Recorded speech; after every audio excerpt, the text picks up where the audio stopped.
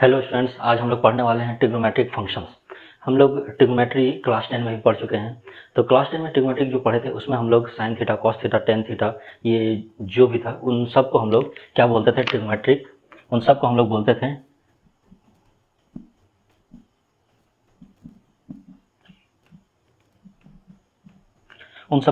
थे trigonometric ratios. और trigonometric ratios का वैल्यू कहाँ से कहाँ तक मतलब चेंज होता था। उसका वैल्यू अगर सपोज थीटा एंगल को डिनोट कर रहा है तो उसका वैल्यू चेंज होता था 0 डिग्री से 90 डिग्री तक। या फिर रेडियन के टर्म में अगर लिखें तो एंगल चेंज होता था 0 से π/2 तक।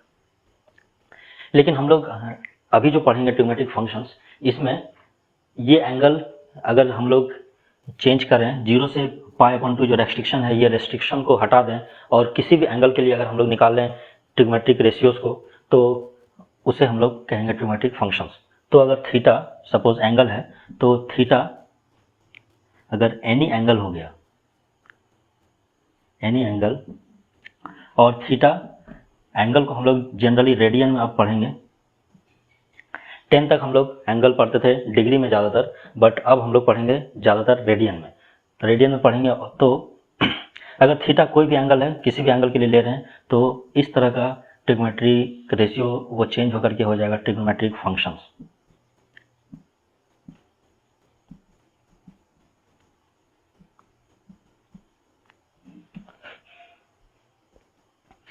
तो ट्रिग्नोमेट्रिक फंक्शंस मतलब ट्रिग्नोमेट्रिक रेशियो अगर किसी भी एंगल के लिए निकालें तो वो ट्रिग्नोमेट्रिक फंक्शंस हो जाएगा। तो हम लोग फंक्शन पढ़े हैं चैप्टर 2 में, उसमें हम लोग देखेंगे कि sign theta, cos theta, tan theta ये फंक्शंस के रूल्स को भी अप्लाई करता है, मीन सेटिस्फाई करता है। रूल अगर इस पर अप्लाई करें तो वो सेटिस्फाई करता है। तो ये एक फंक्शन है, तो हम लोग ट्रिग्नोमेट्रिक फंक्शंस उसे बोलेंगे। ओके, तो sine theta, cos theta, tan theta, cos, sec, cot and sec all are trigonometric functions. Trigonometric functions शुरू करने से पहले हम लोग कुछ बेसिक चीज़ देख लेते हैं जो हमें ज़रूरत पड़ने वाला है जिसका।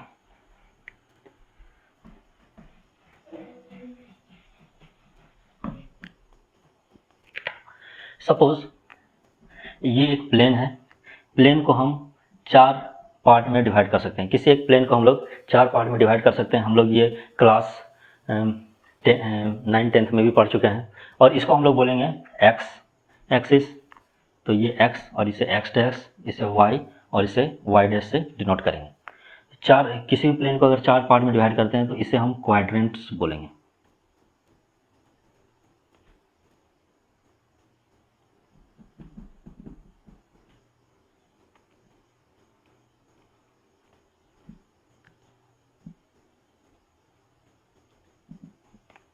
तो ये चारों एक क्वाड्रेंट है, एक एक क्वाड्रेंट है। तो इसे हम बोलेंगे फर्स्ट क्वाड्रेंट, इसे बोलेंगे सेकंड क्वाड्रेंट, इसे बोलेंगे थर्ड क्वाड्रेंट और इसे फोर्थ क्वाड्रेंट। तो इस 4 क्वाड्रेंट में किसी भी एक प्लेन को हम लोग डिवाइड कर सकते हैं। सपोज अगर हम पूरा एक सर्कल लेते हैं, ड्रॉ करते हैं एंगल को, एक कंप्लीट सर्कल ले लेते हैं, तो इसे हम बोलते हैं 2π। अगर एंगल कंप्लीट एंगल लेंगे तो ये होगा 2π इनिशियल साइड और इसका टर्मिनल साइड एक ही लाइन पे लाई करेगा। तो यहाँ से शुरू किया और यहीं पे आ गए तो ये 2π। अगर क्लॉकवाइज लेंगे तो ये -2π। ठीक है, तो अगर हम यहाँ इसे 0 मानते हैं, 0 से शुरू किए तो ये एक कंप्लीट सर्कल बनाया तो ये आ गया 2π, मीन्स कंप्लीट एंगल 2π। तो ये 2π 4 पार्ट में डिवाइड है, 1 2 3 4। तो 2π को 4 से डिवाइड करेंगे तो π/2, मीन्स हर पार्ट π/2 का डिफरेंस है हर एक पार्ट में। तो ये हो गया y, ये हो गया π/2। इसमें π/2 ऐड करेंगे तो ये हो जाएगा पाई, इसमें π/2 ऐड करेंगे पाई प्लस π/2 तो ये हो जाएगा 3π/2 और ऐड करेंगे तो 2π। इसी तरह 2π में फिर से अगर π/2 ऐड किए तो ये हो जाएगा 5π/2। फिर इसमें π/2 ऐड करेंगे तो ये 6π, या फिर हम उसे लिख सकते हैं 3π। और उसमें π/2 फिर से ऐड करेंगे तो ये हो जाएगा 7π/2।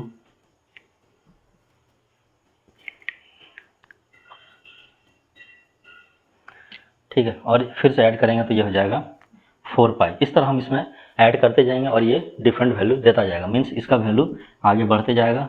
ये बहुत सारा वैल्यू देने वाला है ये कंटिन्यू बढ़ता जाएगा, तो इन्फिनाइट नंबर ऑफ वैल्यूज आएगा। तो इन लाइंस पे जो भी एंगल्स का वैल्यू है, इन एंगल्स को बोलते हैं, इन एंगल्स का एक नाम है, दिस इज कॉल्ड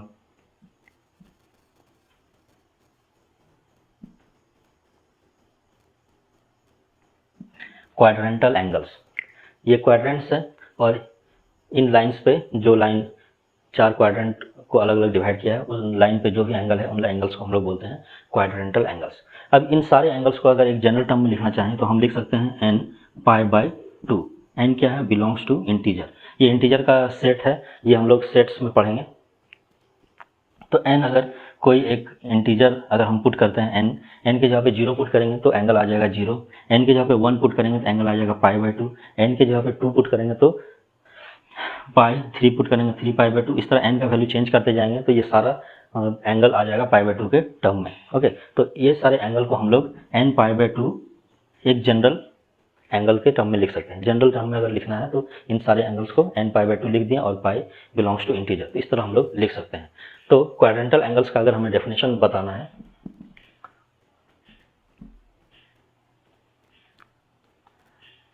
तो हम बोलेंगे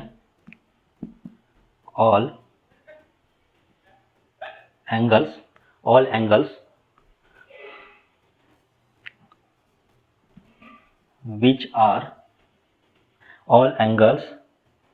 which are integral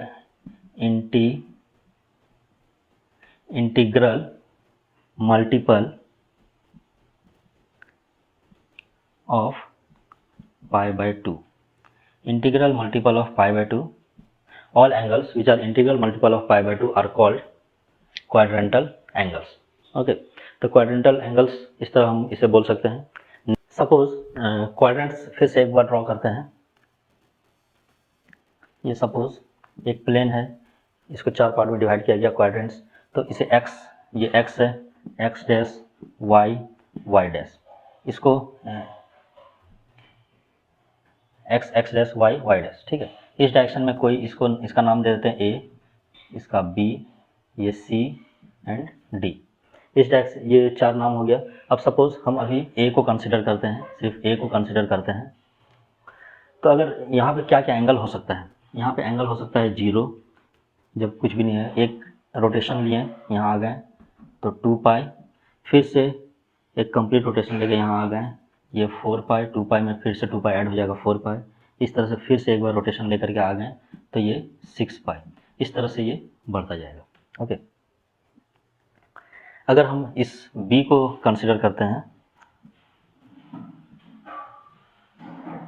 सपोज इसे b को कंसिडर करते हैं, तो यहाँ पे एंगल है, इसका एंगल क्या क्या हो सकता है? π/2, यहाँ 0 है तो यहाँ पे π/2। उसके बाद कंप्लीट रोटेशन लेकर के यहाँ पे अगर आ पहुँचे तो ये हो जाएगा π/2 प्लस 2π, तो π/2 प्लस 2π, तो ये हो जाएगा 5π/2। उसके बाद फिर से कंप्लीट रोटेशन लेकर के यहाँ पहुँचे तो 9π/2। ओके, π/2 इसमें फिर से ये 5π/2 प्लस 2π ऐड कर दिए तो ये 9π/2, इसमें फिर से 2π ऐड करेंगे तो हो जाएगा 13π/2, और इस तरह ये वैल्यू बढ़ता जाएगा। ओके, इसी तरह हम लोग थर्ड को लेंगे, ए बी सी को ले लिए। यहाँ पे पहला एंगल क्या हो सकता है? 180 डिग्री या फिर पाई। दूसरा यहाँ से फिर से रोटेट करके इसी जगह पे पहुँच गए अगर, तो पाई प्लस 2π तो 3π, फिर से रोटेट करके आ गए तो 5π, और इस तरह से इसका एंगल बढ़ता जाएगा। ओके, और एक लास्ट ये डी है, डी में क्या क्या एंगल हो सकता है? सपोज ये डी है तो इसमें पहला एंगल है 3π/2, एक कंप्लीट रोटेशन लेकर के आ गए तो 3π/2 प्लस 2π, कितना हो गया? 7π/2, ये हो जाएगा 7π/2। उसके बाद फिर से कंप्लीट रोटेशन लेकर के यहाँ पहुँच गए, हो गया 11π/2। इस तरह इसका एंगल बढ़ता जाएगा। ये एंगल हम लोग एंटी क्लॉकवाइज में भी ले सकते थे, एंटी क्लॉकवाइज में भी लेंगे तो भी हम देखेंगे बाद में, अभी पहले क्लॉकवाइज वाला देख लेते हैं। तो इसका एक जनरल टर्म में अगर हमें लिखना है तो इस एंगल्स को हम लिख सकते हैं 2nπ। n का वैल्यू 0, 1, 2, 3 पुट करेंगे तो यही आएगा। तो n बिलोंग्स टू इंटीजर। इसको हम 2n पाई के टर्म में लिख सकते हैं। इस वाले को अगर हमें जनरल टर्म में लिखना है तो हम लिखेंगे 2n plus 1 pi by 2, sorry यहाँ 4n plus 1 pi by 2। 4n plus 1 कैसे आया? सपोज 2n, हम हर बार 2 पाई इसमें ऐड हो रहा है तो 2n पाई कॉमन ले लिए प्लस पाई बाई 2, इसमें पाई बाई 2 निकालेंगे तो 4n प्लस 1 और पाई बाई 2 बाहर हो जाएगा। ठीक है, तो इस तरह से हम लोग इसको, ये 4n प्लस 1 पाई बाई 2 आएगा। इसका जनरल टर्म में अगर लिखना हो तो हम इसे लिख सकते हैं 2n प्लस 1 पाई, पाई है उसमें 2n पाई ऐड कर दिए तो 2n प्लस 1 इंटू पाई, इसका जनरल टर्म आ गया। इसका जनरल टर्म हमें निकालना है तो इसका आ जाएगा 4n प्लस 3 पाई बाई 2। दो सिंपल है, इसमें पाई बाई 2 है, इसमें 4n अंदर में आ गया, इसमें 3 पाई बाई 2 पहला है उसके बाद बढ़ रहा है तो 4n प्लस 3 पाई बाई 2 और ये 2n plus 1 and 2n pi by 2। Okay, अगर हम इसको क्लॉकवाइज में लेंगे, क्लॉकवाइज में लेंगे इसका मतलब ये क्या हो सकता है, -2 पाई हो सकता है, इधर से आएंगे तो -2 पाई हो सकता है, या फिर -4 पाई हो सकता है। मीन्स इंटीजर का वैल्यू अगर माइनस में पुट करेंगे तो ये वैल्यू आ जाएगा। तो इसका तो ये नेगेटिव के लिए भी चलेगा। इसमें नेगेटिव के लिए अगर लेना है तो नेगेटिव में अगर हम यहाँ पाई बाई 2 में है, सपोज पाई बाई 2 में है और इधर से घूम के आए यहाँ पे, नेगेटिव है मतलब पाई बाई 2 पहुँच गए, उसके बाद हम उल्टा डायरेक्शन में घूमेंगे, उल्टा डायरेक्शन में घूमेंगे तो पाई बाई 2 माइनस 2 पाई, तो ये आ जाएगा, कितना आ जाएगा, -3 पाई बाई 2।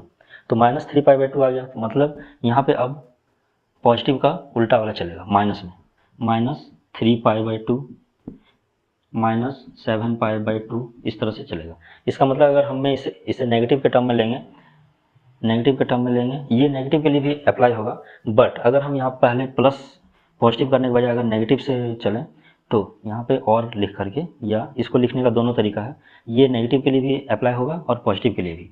तो यहाँ पे अगर हम n का वैल्यू नेगेटिव करेंगे तो ये वैल्यू आ जाएगा। लेकिन इसको अगर दूसरे तरीके से भी लिख सकते हैं, अगर हम यहाँ पे हैं और इस डायरेक्शन में ऐड करने के बजाय अगर इस डायरेक्शन में माइनस करना शुरू कर दिए तो ये वैल्यू आ सकता है 4n minus 3 pi by 2। Okay, तो इस b को हम लोग 4n माइनस 3 पाई बाई 2 से भी डिनोट कर सकते हैं। अगर इसी तरह यहाँ पे हम लोग एंटी क्लॉकवाइज डायरेक्शन में इसको ऐड कर रहे थे 2 पाई, अगर हम क्लॉकवाइज डायरेक्शन में 2 पाई ऐड करेंगे तो यह हो जाएगा 2n माइनस 1 पाई। इसको करके देख लेना। उसी तरह इसमें अगर हम माइनस डायरेक्शन में जाएंगे तो ये हो जाएगा 4n माइनस 1